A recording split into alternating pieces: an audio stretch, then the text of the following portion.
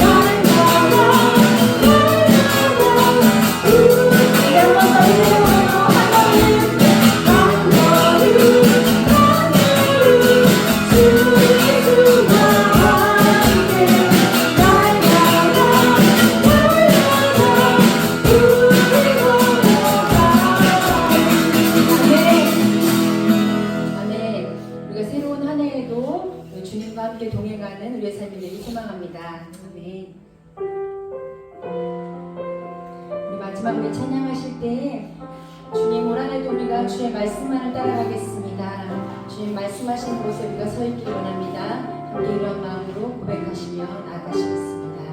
주님 말씀하시면 주님 말씀하시면 내가 나아가리라.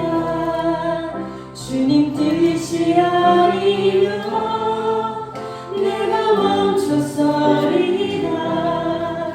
나의 가고 서는 것 주님 뜻에 있으니 오 주님 나를 이끄소서.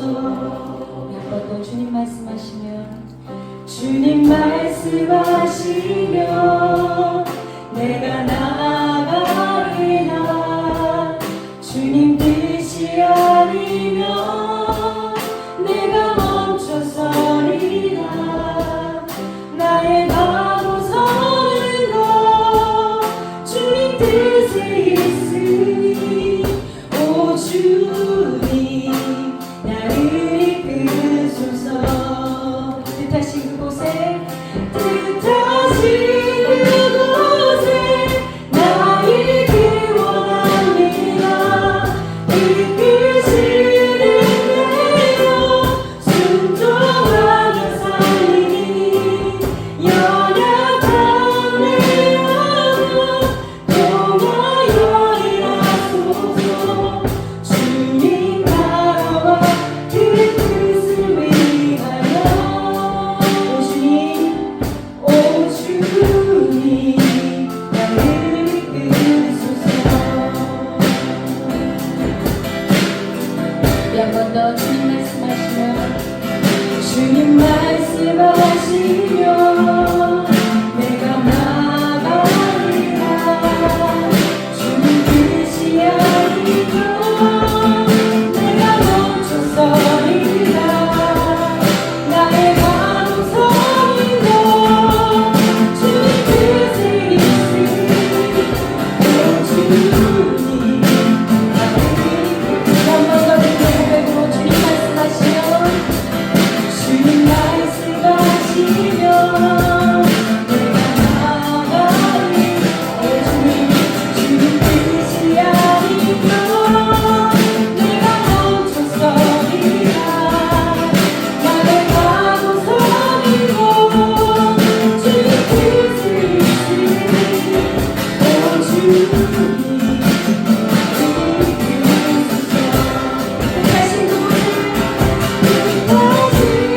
그곳에 나 있기 원합니다. 이끄시는 대로 순종하며 살리니 연약한 내 마음 동하여 일하소서.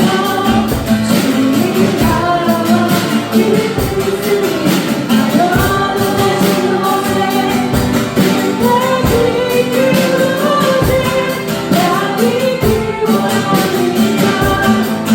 이끄시는 대로 순종하며 살리니 연약한 내 마음 동하여 일하소서. 주님 나라와 그 뜻을 위하여 오 주님 나를 이끄소서. 오 주님 나를 이끄소서. 주님께 오 주님 나를 이끄소서. 마지막으로 오 주님 나를 이끄소서.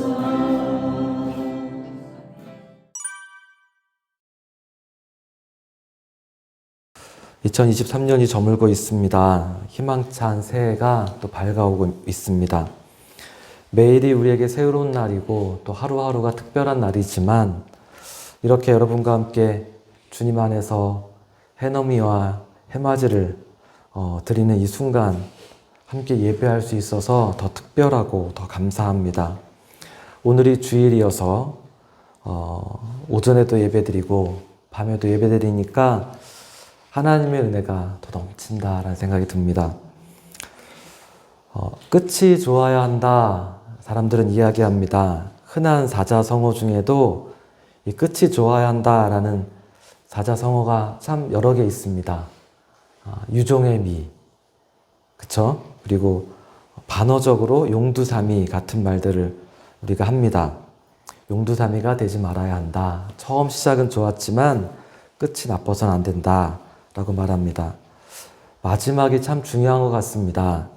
한 해의 마지막도 그렇고 길게 보면 우리 인생의 마지막 순간도 끝이 좋아야 한다라는 생각이 듭니다. 그런 뜻에서 대나무가 떠올랐습니다. 대나무가 사실은 나무가 아니라 풀이라고 합니다. 벽과에 속하는 다년생 풀인데 여러 해살이 풀인데 우리는 대나무가 나무라고 생각을 합니다. 어딜 보아도 웬만한 나무보다 키도 훨씬 더 크고 줄기도 풀이라고 생각할 수는 없을 정도로 대나무는 튼튼하고 두껍습니다. 풀인데도 대나무가 나무처럼 자라는 이유는 마디를 맺기 때문이다 라고 말을 합니다. 자라면서 계속 마디마디를 맺어가기 때문에 높이 자랄 수 있고 또 아주 단단하게 클 수 있다라는 겁니다. 우리도 무언가를 맺고 또 새로 시작하는 것이 중요하다라는 이야기입니다. 우리에게 마디라고 한다면 아마 시작과 끝, 어떤 분기 혹은 오늘처럼 한 해의 마지막 시작을 아마 의미할 겁니다. 그리고 또 어떻게 보면 하루도 그렇다라는 생각이 들었습니다. 좋은 마무리가 있으면 또 좋은 시작을 다시 할 수 있기 때문에 마지막 마무리가 중요하다라는 것입니다. 제가 전에 어느 신문에서 본 기사가 있습니다. 외줄타기 선수의 인터뷰였습니다. 이게 오래전이라 그가 외줄타기 분야의 어떤 굉장히 그 화려한 그 경력이 있는 사람인데 제가 그 사람의 이름은 잘 기억하지 못하는데 그 사람이 했던 그 인터뷰 내용이 아직도 생생하게 기억이 납니다. 요즘은 또 빌딩 같은 사이에 이렇게 외줄을 이렇게 걸고 걸어가는 모습을 여러분 아마 보셨을 겁니다. 그처럼 외줄 타는 일에 있어서 이 사람이 아주 독보적으로 굉장한 분인데 사실 굉장히 위험한 일이기도 합니다. 근데 그가 온갖 기록들을 갖고 있는 사람이어서 인터뷰를 했습니다. 당신이 이렇게 외줄을 잘 타는 비결이 무엇입니까? 라고 했는데 그가 무슨 이야기를 하냐면 자기가 지금까지 많은 외줄 타기 하는 사람들을 보았습니다. 그런데 그들이 어디서 실패했는지 제가 보니까 어디가 가장 위험한지 아시나요? 라고 하면서 이야기하는 것들을 제가 보았습니다. 우리가 생각할 때는 그러니까 외줄에서 가장 위험한 곳은 중앙 부분일 겁니다. 왜냐하면 가장 많이 흔들리는 부분이고 바람의 영향도 가장 심하기 때문에 제일 위험한 곳일 텐데 근데 이 사람이 뭐라고 말하냐면 많은 사람들이 어디서 떨어져 죽었는가? 그것은 외줄을 거의 다 건너와서 몇 발자국 앞에 뒀을 때 대부분의 사람들이 거기서 떨어져 죽었다라고 말했습니다. 왜 마지막 순간에 사람들이 떨어질까? 그 사람 이야기는 다 왔다, 다 했다 라고 생각한다라는 겁니다. 그 순간에 실패한다라는 겁니다. 마지막 순간까지 방심해서는 안 되는데 자기가 본 많은 사람들이 거기서 방심하더라라는 겁니다. 제가 그 사람의 이야기가 굉장히 오랫동안 기억에 남고 또 요즘 며칠 동안 그 사람의 이야기가 다시 한번 이렇게 떠올랐습니다. 생각해보면 우리도 뒷심이 부족할 때가 있습니다. 초반에는 기세가 좋아서 아마 그렇게 했다가 후반에 체력이 떨어지는지도 모르겠습니다. 아니면 심리적인 고갈도 있을 겁니다. 끝에 가서 마음이 약해지고 마음이 무너지고 스트레스가 쌓이고 마지막 순간에 잘 못하는 경우도 있을 겁니다. 그러나 대부분의 경우는 방심하는 것이 아닐까 싶습니다. 내가 다 했어. 이 정도면 돼. 라고 생각하는 그 순간에 우리가 발을 삐끗하는 것이죠. 여러분 요즘 하루라는 시간을 보내고 계신가요? 어떻게 살고 계신가요? 전 우리에게 하루라고 하는 시간 중에서 가장 중요한 시간이 어쩌면 저녁이겠다라는 생각이 들었습니다. 아침에는 정말 시간을 아끼고 소중히 여기고 열심히 살아갑니다. 아침에 일어날 때 여러분 다 기도로 하루를 시작하지 않습니까? 중간중간 하루를 지나면서도 끊임없이 기도합니다. 저도 그렇습니다. 그런데 저녁에 가면 마음이 푹 놓이는 겁니다. 저녁 시간만 되면 은근히 제가 시간을 낭비하는 제 모습을 봅니다.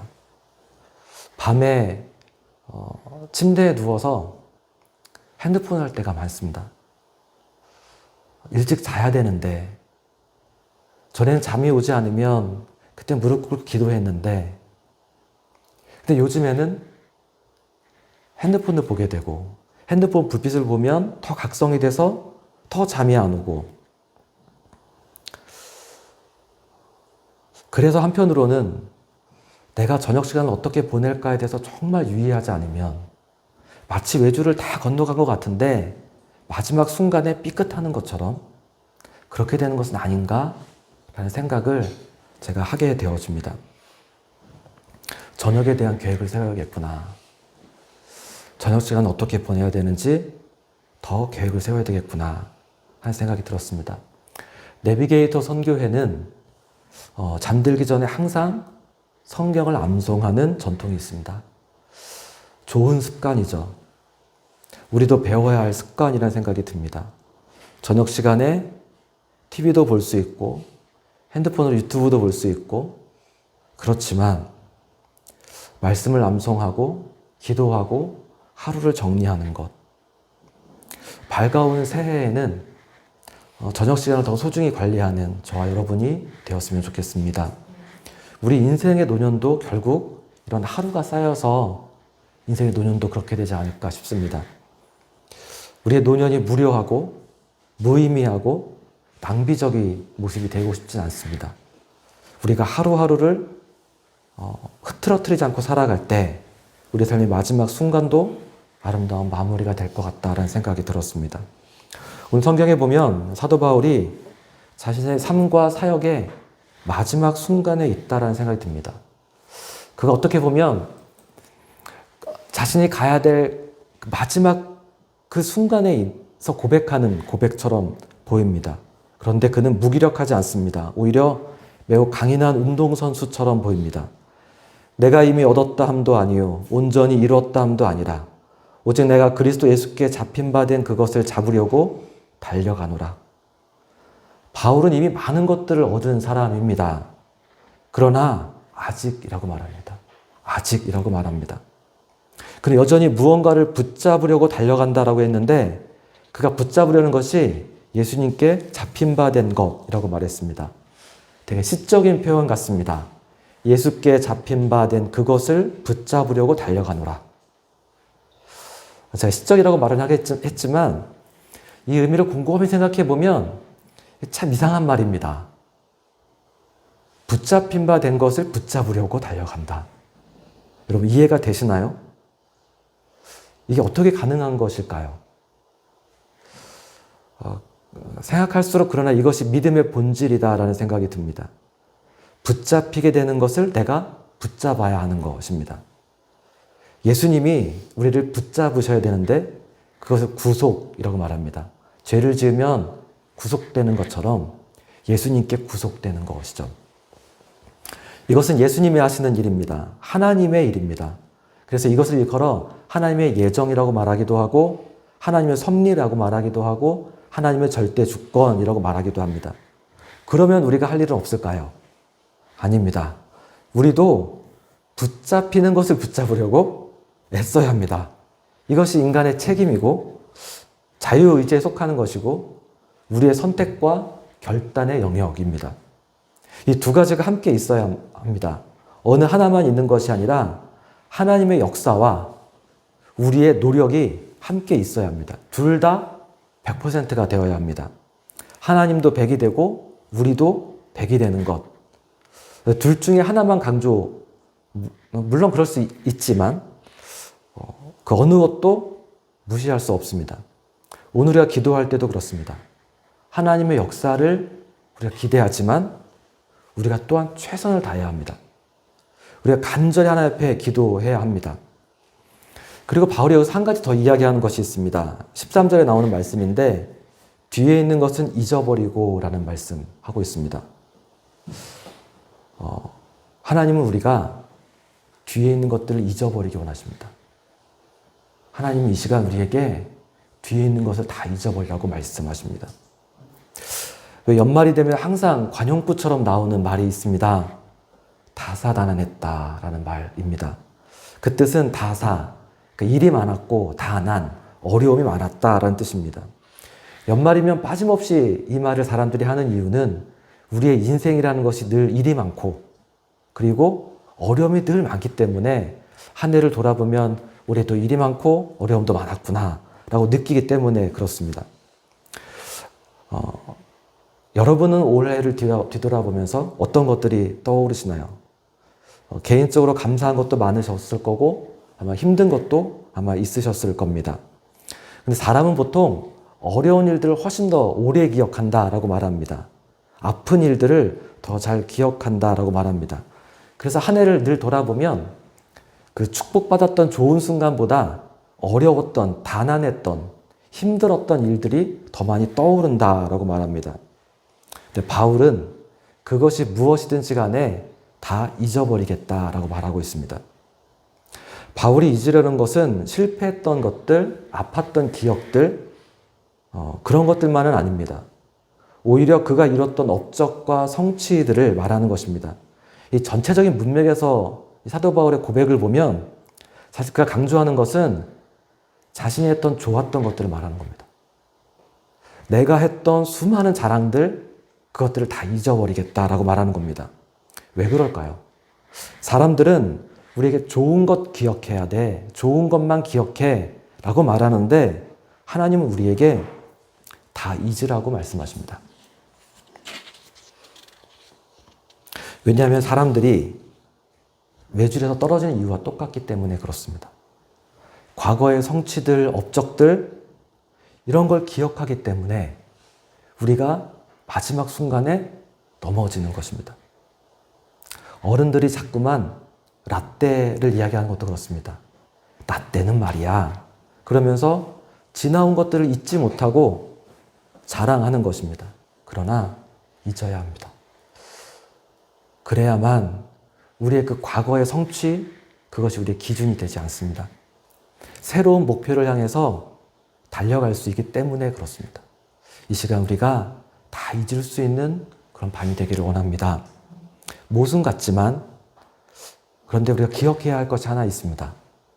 그것은 처음의 마음입니다. 우리가 처음 외줄 앞에 섰을 때 그때의 다짐, 그건 기억해야 합니다. 그때의 간절함, 그때의 기도, 그때 하나님 앞에 했던 결단들, 그것은 잊지 말아야 합니다.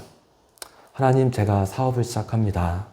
하나님께서 이 사업이 잘 되게 하시면 제가 이렇게 하겠습니다. 하나님, 제 삶을 열어주시면 제가 이렇게 하겠습니다. 라고 고백했던 그 처음의 마음. 오늘 바울의 표현을 빌자면 그것은 예수님께 붙잡히는 것입니다. 처음이란 세상 사람들은 그걸 순수한 마음이라고 생각하지만 그것은 예수님이 주인 되는 삶을 말합니다. 내 삶 전체가 예수님께 구속되는 것. 그것이 우리가 이루고자 하는 목표입니다. 2024년 우리의 다짐과 소망은 그래야만 합니다. 나의 뜻이 아니라 하나님의 뜻이 이루어지기를 기도하고 다시 한번 우리가 외줄 앞에 처음 섰을 때 그 마음으로 지난 것들이 좋은 것도 있었고 아쉬움도 있었고 그렇지만 그런 것들은 다 잊어버리고 다시 시작하는 것, 그것이 매듭을 짓는 것입니다. 매듭을 짓고 다시 시작하는 것입니다. 다시 목표를 향해서 우리 같이 뛰어갔으면 좋겠습니다. 같이 기도하시겠습니다.